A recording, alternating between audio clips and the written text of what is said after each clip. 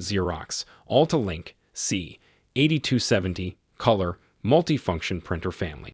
How to replace the Tray 1 and Tray 2 nudger, feed, and separation rolls. Switch off the machine, then disconnect the power cord. Remove Trays 1 and 2. All three rolls are removed in the same manner. Slide the chute to the front.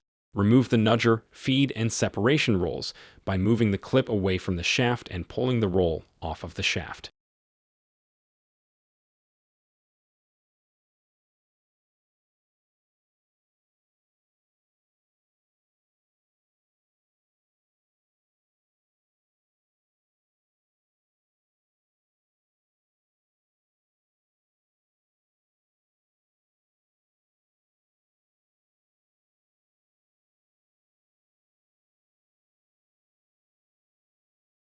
When replacing the rolls, make sure the drive dog on the shaft is aligned with the one on the roll.